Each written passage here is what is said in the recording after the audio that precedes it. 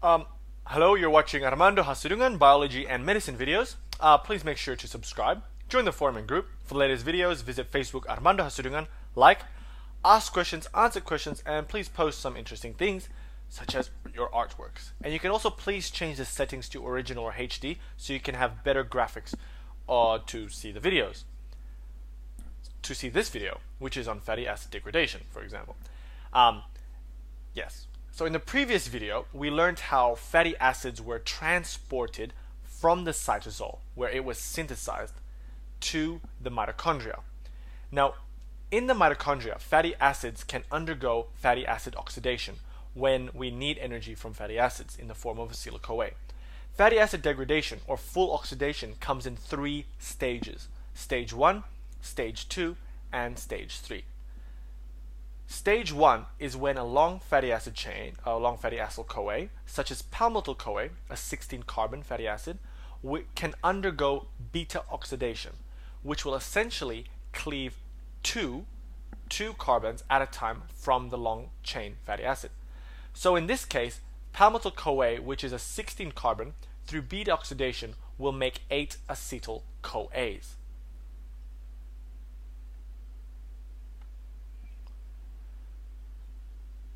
Okay, now during the beta oxidation process, electron carriers will be produced, such as NADH and FADH2. Let's leave it there for a second. Now let's go back to the 8 acetyl-CoAs. Now the 8 acetyl-CoAs can then go on to the next stage, stage 2, by entering the Krebs cycle. Because if you remember, acetyl-CoA enters the Krebs cycle from pyruvate. Same thing here. And from the Krebs cycle, NADH and FADH2 are also produced, which leads to the final stage, stage 3. So in stage 3 is about the electron carriers. NADH and FADH2 gets fed into the electron transport chain to produce more ATP from ADP and inorganic phosphate here. So to produce more ATP. Just like cellular respiration. But what this video is actually more concentrating on is on stage 1, which is beta oxidation. So let's have a closer look. So beta oxidation, what is it? And why beta? Why not alpha, for example? Well, if we take a single fatty acyl-CoA, such as palmitoyl-CoA, which is a 16-carbon fatty acyl-CoA, degradation of fatty acids begin at the carboxyl end. So here is a carboxyl end here. Now the nomenclature of fatty acids using Greek alphabets begin with the first carbon, which does not include the carboxyl carbon. So here, for example, is alpha, beta, gamma, and delta.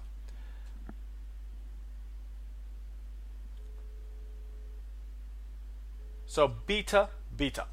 In beta oxidation, we want to oxidize beta.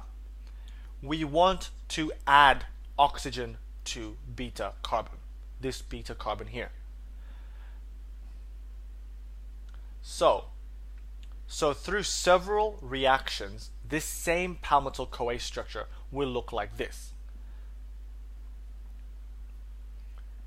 And here is a carboxyl end still. And what is different is that the beta carbon is now bonded to oxygen. So it has been oxidized. Nice, that's a good spelling of oxygen. So next, if we add a CoA group to the structure, we can have the beta carbon bind to the CoA group, which will release the alpha carbon and the carboxyl end. And this is acetyl-CoA, what's split out. So, but seeing we release 2 carbons, it means that this structure is not a 16-carbon fatty acyl-CoA anymore. It's a 14-carbon fatty acyl, which also means that this is no longer alpha, this is no longer beta, gamma, and delta. Here is the new carboxyl end, which means here is a new alpha carbon and beta carbon. And so beta oxidation can continue on with this 14 carbon. So from 16-carbon fatty acid from the very beginning, if we remove 2 carbons at a time, we will get 8 acetyl-CoAs. So let's go back to the map. We will start with palmitoyl-CoA.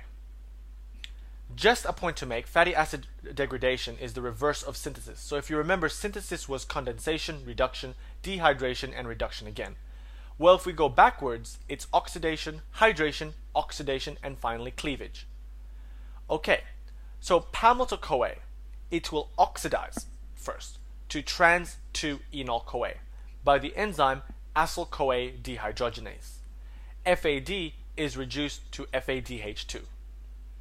Next, trans-2-enol-CoA will then be hydrated to L-beta-hydroxyacyl-CoA by the enzyme enol-CoA hydratase, because you're adding water to it. Now, L-beta-hydroxyacyl-CoA will then be oxidized to beta-ketoacyl-CoA. Beta-ketoacyl-CoA by the enzyme beta-hydroxyacyl-CoA dehydrogenase. NAD,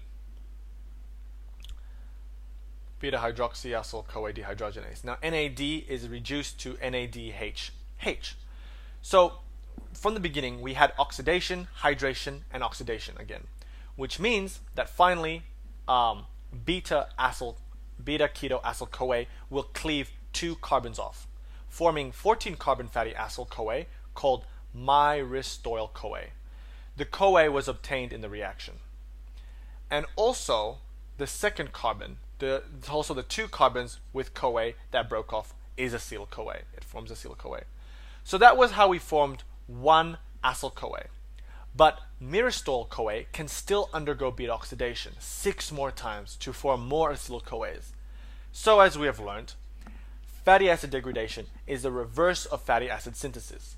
So whereas fatty acid synthesis is condensation, reduction, dehydration, and reduction, fatty acid degradation is backwards of this. So oxidation, hydration, oxidation, and cleavage.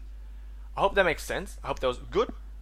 Next, we will look at acetone, how ketone bodies are formed, and how ketone bodies serve as important fuel reserves in times of starvation. Thank you. Please like, comment, and subscribe. Thank you all.